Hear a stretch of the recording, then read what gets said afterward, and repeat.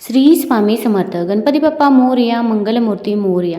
बाप्पाच्या कृपेने तुमच्या सर्व इच्छा मनोकामना पूर्ण हो. उद्या आहे गणेश चतुर्थी. या गणेश चतुर्थीच्या दिवशी जर आपण काही उपाय केले, काही सेवा केल्या तर त्या खूप म्हणजे खूप प्रभावी ठरतात. आता गणेश चतुर्थीच्या दिवशी आपल्याला संध्याकाळी एक उपाय करायचा आहे.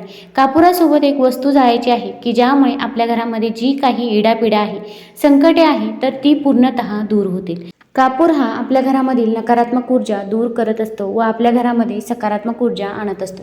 तर या दिवशी आपल्या घरामध्ये गणपती बाप्पा असतील किंवा अगदी तुमच्या घरामध्ये गणपती बाप्पा विराजमान केले नसतील तरी पण आपल्याला गणपती बाप्पाची पूजा ही करायची आहे.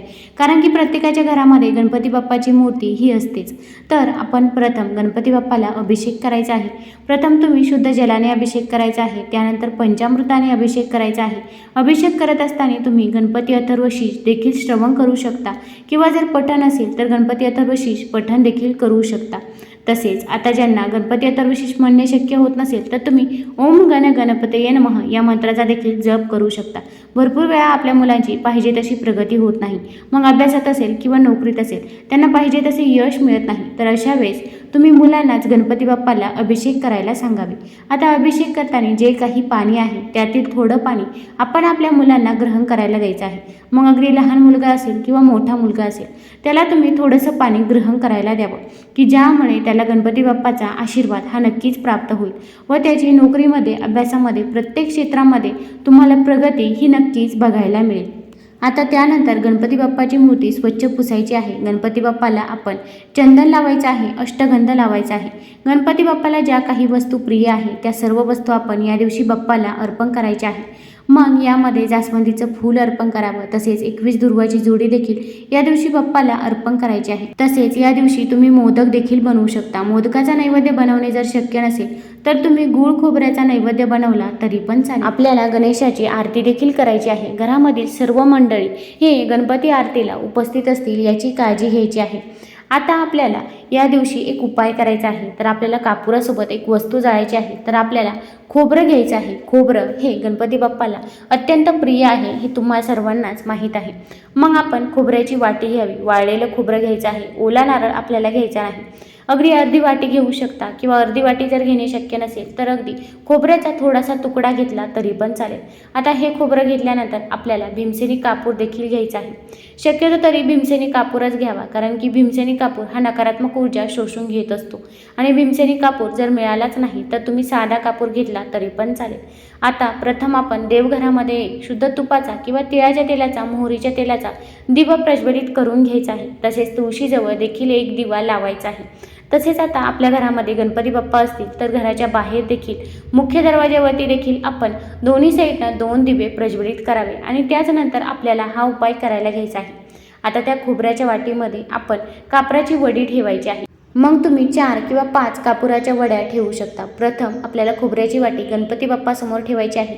तिच्यामध्ये कापूर टाकायचे आहे. त्यानंतर गणपती बाप्पाला तुमच्या आयुष्यामध्ये जी काही अडचणी, अडथळे आहे त्याबद्दल सांगायचं आहे. मग मुलांची प्रगती होत नसेल किंवा पतीची प्रगती होत नसेल, आपण मेहनत तर करतोय पण मेहनतीचे फळ हे आपल्याला काही केल्या मिळत नाही. जे काही आहे ते अगदी मनापासून, श्रद्धेने, अंतकरणाने आपल्याला गणपती बाप्पाला या दिवशी सांगायचं आहे. आता हे सांगून झाल्यानंतर आपल्याला तो कापूर घरामध्ये जाळायचा आहे. त्या खोबऱ्याच्या वाटीमध्ये आपण कापूर ठेवायचा आहे.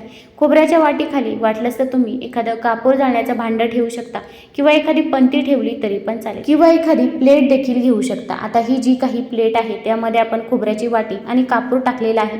हा जाळ चालू असतानाच आपण हे सर्व घरामधून फिरवून घ्यायचं आहे. प्रत्येक भिंतीला आपण टच करायचं आहे. मग अगदी बेडरूममध्ये, किचनमध्ये, हॉलमध्ये, गॅलरीमध्ये देखील आपण ही प्लेट घेऊन जायचं आहे. आता ही प्लेट आपल्या हातामध्ये असताना आपण ओम श्री विघ्नहर्ताय नमः, ओम श्री विघ्नहर्ताय नमः या मंत्राचा जप करत राहायचा आहे. आता हा जप करत असताना आपल्या मनामध्ये देखील सकारात्मक भाव पाहिजे की मी हे केल्यावरती माझं सर्व काही व्यवस्थित होणार आहे. माझ्या घरामधील जी काही इडापिडा आहे ती दूर होणार आहे. कोणतीही नकारात्मक ऊर्जा माझ्या घरामध्ये राहणार नाही. माझ्या घरामध्ये फक्त आणि फक्त सकारात्मक ऊर्जेचाच प्रवेश असणार आहे. आता ही खोबऱ्याची वाटी आपल्याला पूर्णपणे जळू द्यायची आहे. आता ही खोबऱ्याची वाटी जोपर्यंत जळते तोपर्यंत आपण ओम श्री विघ्नहर्ताय नमः या मंत्राचा जप करत राहायचा आहे. आता ही खोबऱ्याची वाटी आपल्याला आपल्या मुख्य दरवाजाच्या बाहेर ठेवायची आहे. आणि जर असे करणे शक्य नसेल तर आपण उंबरठ्यामध्ये ठेवली तरी पण चालेल. पण हा उपाय करत असताना आपल्या घरातील जो काही मुख्य दरवाजा आहे, तसेच गॅलरीची खिडकी असेल किंवा गॅलरीला दरवाजा असेल तर तो देखील आपण उघडा ठेवायचा आहे, की ज्यामुळे आपल्या घरामध्ये कोणतीही नकारात्मक ऊर्जा असू दे ती घराबाहेरच जाईल व आपल्या घरामध्ये सकारात्मक ऊर्जेचाच प्रवेश होईल. आता हा उपाय झाल्यानंतर ही खोबऱ्याची वाटी आपल्याला पूर्णपणे थंड होऊन द्यायची आहे. अगदी पूर्णपणे थंड झाल्यानंतर ती खोबऱ्याची वाटी तुम्ही घराबाहेर टाकायची आहे. अगदी त्याच दिवशी संध्याकाळी घराबाहेर टाकणे शक्य नसेल तर तुम्ही दुसऱ्या दिवशी टाकली तरी पण चालेल. मग एखाद्या झाडाखाली खड्डा करून त्यामध्ये तुम्ही ही खोबऱ्याची वाटी टाकू शकता किंवा अगदी निर्माल्यामध्ये टाकणे शक्य असेल तर निर्माल्यामध्ये जरी ही वाटी टाकली तरी पण चालेल. यामुळे आपल्या घरामध्ये जी काही नजरबाधा आहे, इडापिडा आहे, संकटे आहे, सर्व विघ्न बाप्पा हे दूर करत असतात. तसेच आता ज्यांना हा उपाय करणे शक्य नाही तर त्यांनी दुसरा उपाय करायचा आहे. हा उपाय केल्यामुळे आपल्याला जी काही आर्थिक टंचाई जाणवत असते तर ती आर्थिक टंचाई देखील दूर होईल. तर आपण एक पंती घ्यायची आहे किंवा तुम्ही कापूर जाळण्याचं भांडं घेतलं तरी पण चालेल. आपल्याला 4 किंवा 5 भीमसेनी कापराच्या वड्या घ्यायच्या आहे. आपल्याला शुद्ध तूप घ्यायचं आहे. गाईचं घेऊ शकता किंवा म्हशीचं शुद्ध तूप घेतलं तरी पण चालेल. या कापराच्या वड्या आपल्याला तुपामध्ये भिजवून घ्यायच्या आहे. आता आपण 2 लवंग घ्यायचे आहे. लवंग हे साबूत असावे, कुठेही तुटलेले फुटलेले नसावे, त्याला पुढे फूल देखील पाहिजे असे 2 लवंग घ्यायचे आहे. आता आपण त्या पंतीमध्ये कापराच्या वड्या आणि 2 लवंग ठेवायचे आहे आणि याचा जाळ आपल्याला करायचा आहे. आता ही जी काही पंती आहे ही पंती आपल्याला आपल्या स्वयंपाकघरामध्ये ठेवायची आहे. जेव्हा आपलं सर्व काम उरकून होईल, अगदी तुमचे भांडे धुवून होतील, सर्व किचन ओटा साफ करून होईल, तेव्हाच आपल्याला हा उपाय करायला घ्यायचा आहे. हा उपाय जर आपण रोज केला तरी पण आपल्या घरामध्ये सुख शांती समृद्धी राहते. आपल्या घरामध्ये कधीही धनधान्याची कमतरता ही देखील भासत नाही. आता जोपर्यंत या पंथीमध्ये जाळ चालू आहे तोपर्यंत आपण ओम महालक्ष्मी नमः, ओम महालक्ष्मी नमः या मंत्राचा जप करत राहायचा आहे. तसेच माझ्या घरामधील सर्व दुःख अडचणी दूर झालेल्या आहे, माझ्या घरातील गरिबी दारिद्र्य पूर्णपणे संपुष्टात आलं आहे असं आपण म्हणायचं आहे. आता हे जेव्हा दूर शांत होईल त्यानंतर ती पंथी आपल्याला रात्रभर तिथेच किचनमध्ये तशीच राहून द्यायची आहे. आता दुसऱ्या दिवशी सकाळी उठल्यानंतर त्यामध्ये जर काही अर्ध्या लवंगा असतील तर त्या लवंगा तुम्ही एखाद्या झाडाखाली टाकू शकता किंवा निर्माल्यामध्ये टाकल्या तरी पण चालेल.